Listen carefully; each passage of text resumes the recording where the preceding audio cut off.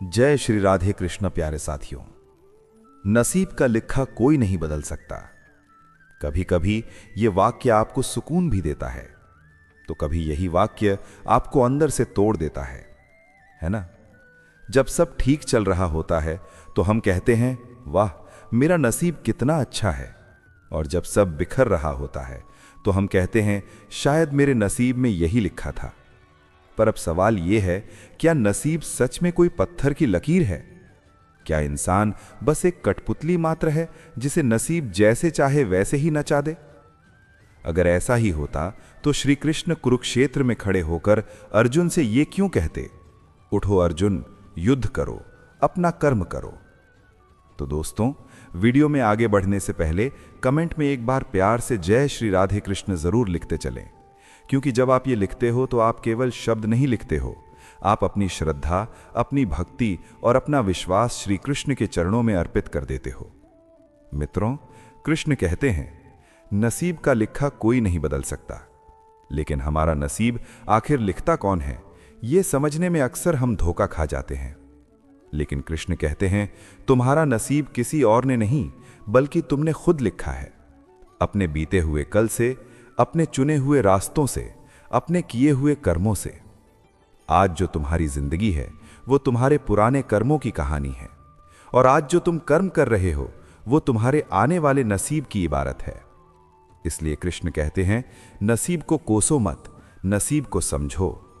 लोग कहते हैं मेरे नसीब में धोखा लिखा था, कोई कहता है मेरे नसीब में गरीबी लिखी थी, तो कोई कहता है कि मेरे नसीब में हार लिखी थी।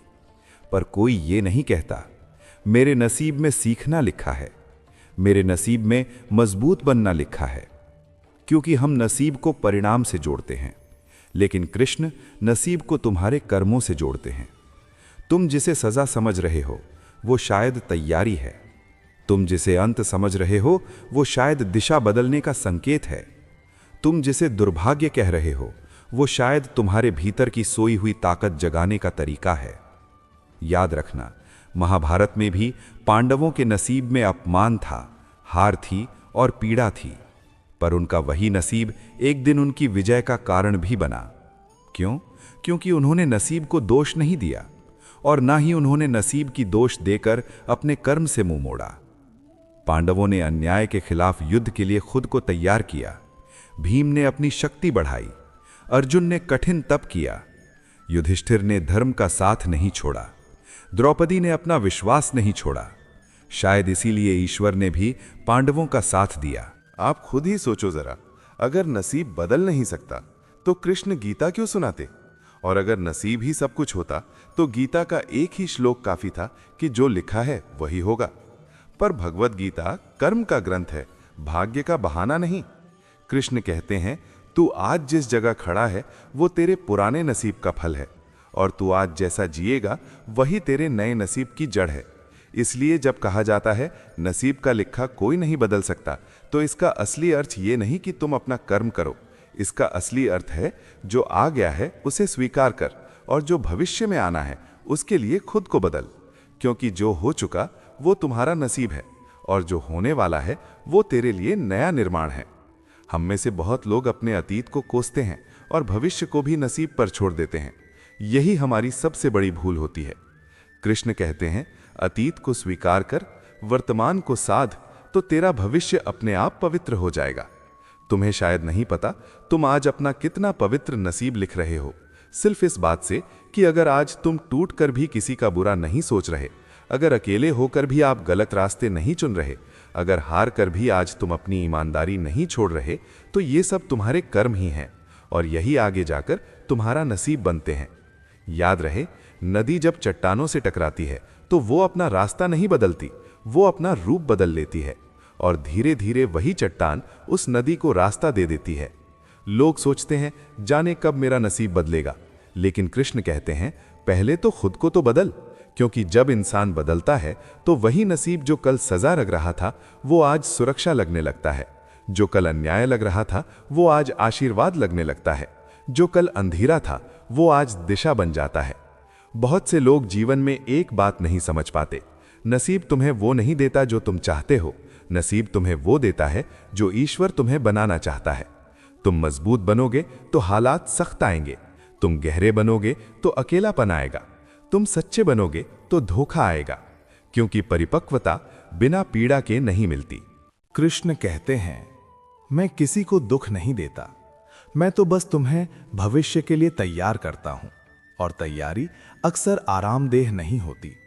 जब सोना आग में जाता है तभी शुद्ध होता है, जब आत्मा अकेलेपन से गुजरती है तभी वो बड़ी बनती है।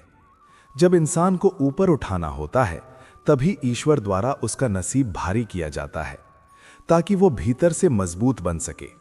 इसलिए जब अगली बार जीवन तुम्हें तोड़े तो ये मत कहना कि मेरा नसीब खराब है, बस इतना कहना कि मेरा नसीब मुझे गढ़ रहा है, क्योंकि जो तुम्हें गढ़ता है वही तुम्हें महान भी बनाता है। नसीब का लिखा कोई नहीं बदल सकता, पर नसीब तुम्हें जो बनाना चाहता है उससे कोई बच नहीं सकता। या तो तुम हालात से टूट जाओगे या फिर तराशे जाओगे, चुनाव केवल तुम्हारा है। कृष्ण कहते हैं, जीवन में दर्द आएगा, ये तुम्हारा नसीब है, पर दर्द में तुम कैसे रहोगे ये तुम्हारा कर्म है, और कर्म ही तय करता है कि तुम पीड़ित बनोगे या दूसरों के लिए प्रकाश बनोगे। और प्रकाश बनने का मतलब ये नहीं कि तुम्हारे जीवन से अंधेरा चला जाएगा। प्रकाश बनने का मतलब तो ये है कि अब अंधेरा तुम्हें डरा नहीं पाएगा। कृष्ण कहते हैं, जिस दिन इंसान ये समझ गया कि मेरे साथ जो हो रहा है वो मुझे खत्म करने नहीं, मुझे तैयार करने आया है, उस दिन से उसका नसीब बदलना शुरू हो जाता है। क्योंकि तब इंसान सवाल बदल देता है। वो ये नहीं पूछता कि मेरे साथ ही क्यों, वो पूछता है कि देखता हूं कि मुझे क्या बनाना चाहता है ये समय। और जिस दिन सवाल बदलते हैं उस दिन हालात का असर भी बदल जाता है। कल तक जो बोझ था वो आज जिम्मेदारी बन जाता है। कल तक जो आंसू थे वो आज समझ बन जाते हैं। कल तक जो अकेलापन था वो आज आत्मा से मुलाकात बन जाता है। कृष्ण कहते हैं, हर इंसान 2 बार जन्म लेता है, एक मां के गर्भ से और दूसरा दर्द से। पहले जन्म में शरीर मिलता है, दूसरे जन्म में दृष्टि मिलती है। पहले जन्म में नाम मिलता है, दूसरे जन्म में पहचान मिलती है। और जो इंसान अपने दर्द वाले जन्म से गुजर जाता है वो फिर किसी हालात से छूटा नहीं रहता।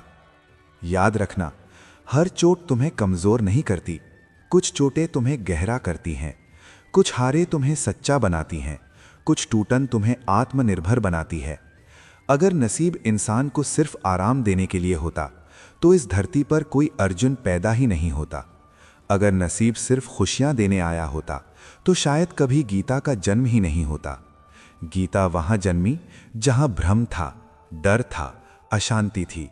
और वहीं कृष्ण ने अर्जुन से कहा कि युद्ध बाहर नहीं भीतर है, क्योंकि असली नसीब रातों की चुप्पी में बनता है, आंसुओं की खामोशी में बनता है, और उस समय बनता है जब कोई देख नहीं रहा होता, पर तुम तब भी सही चुन रहे होते हो। तुम्हें अंदाजा भी नहीं जब तुम अकेले में खुद को संभाल रहे हो, जब तुम गुस्से में भी मर्यादा नहीं तोड़ रहे हो, जब तुम दुख में भी कृतज्ञ रहना सीख रहे हो, जब तुम भीड़ में भी खुद के प्रति ईमानदार हो। कृष्ण कहते हैं, भगवान तुम्हारी प्रार्थनाओं से ज्यादा तुम्हारे निर्णयों में बसते हैं, क्योंकि हर सही निर्णय भविष्य के नसीब में एक उजाला जोड़ देता है। इसलिए जीवन जब भी तुम्हें किसी मोड़ पर रोके, जब भी तुम्हें तोड़े, जब भी तुम्हें खाली करे, तो समझ लेना नसीब कुछ छीन नहीं रहा, बल्कि नसीब जगह बना रहा है, कुछ ऐसा बनाने के लिए जो अभी तुम समझ नहीं सकते, पर एक दिन जिस पर तुम मौन होकर मुस्कुराओगे, और उस दिन तुम कहोगे, अगर वो टूटना ना होता तो शायद मैं ये बन ही नहीं पाता। तो दोस्तों, आज की ये वीडियो बस यहीं तक। मिलते हैं अपनी अगली वीडियो में। तब तक हंसते रहिए, मुस्कुराते रहिए, और भगवान श्री कृष्ण की कृपा आप पर ऐसे ही बनी रहे।